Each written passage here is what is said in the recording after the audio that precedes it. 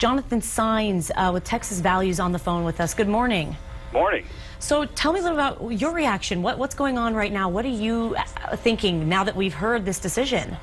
Well, it's obvious. This is the most egregious form of judicial activism of our time. I mean, this overrides the votes of over 50 million voters. You know, I mean, the freedom to democratically address society's most fundamental institution is central to ordered liberty.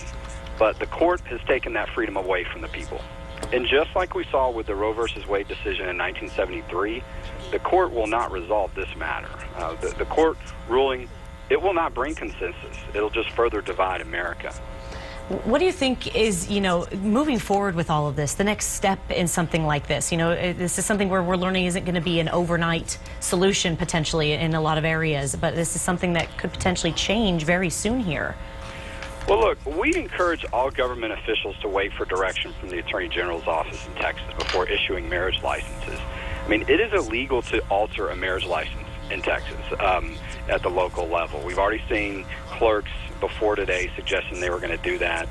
The Texas law is not before the Supreme Court, and whether or not it applies to Texas and how it applies to Texas, county officials should take their direction from the Texas Attorney General. If this is the direction things are supposed to go, then it should be done legally in the right way. People should not be, skipping steps and violating the law just to satisfy their personal desires. But, thankfully in Texas, as it relates to this issue, we have the pastor protection law, which prevents the government from forcing pastors, churches, religious organizations from having to perform marriages. They also can't be forced to use their property. That means hospitals. That means campgrounds to perform or have same-sex weddings. And they shouldn't be. I mean, the government shouldn't force people to violate their religious beliefs on an issue regarding marriage between a man and a woman that has so much history that it goes back for millennia.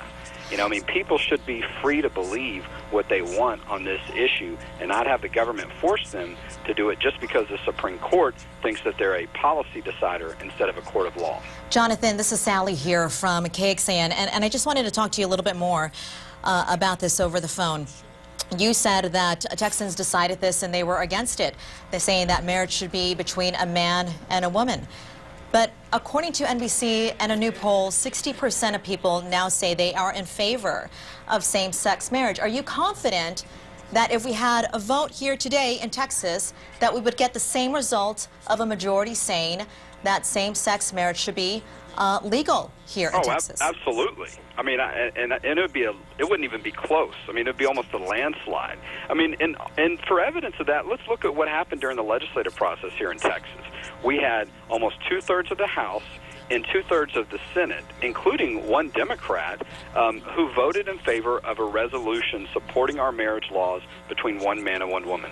That mattered a lot. And also, let's keep in mind, the folks that have been trying to redefine marriage cannot get this issue done through the legislative process. They've been able to do it in a few states, but majority of the states, almost all the states where they've tried to do it through the democratic process, like we usually do with this issue through the legislative process, they haven't gotten anywhere. Why? Because there's no support for it. Who's to believe what these polls say?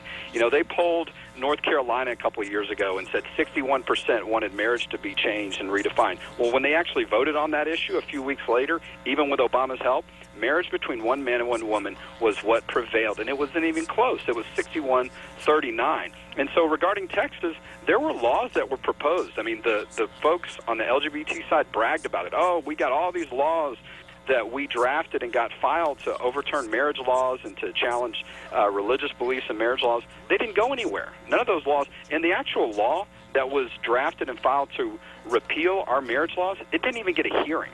That's how little support for that issue there was during the legislative process, and that is a clear indication that if we voted on this issue again, which is not even necessary because we've already voted on it, but there's clear that the folks across the state continue to support this issue in the state of Texas as marriage being between a man and a woman. And that's important, too, because now you're going to see folks use this Supreme Court decision to try to punish people of faith that believe marriage is between one man and one woman.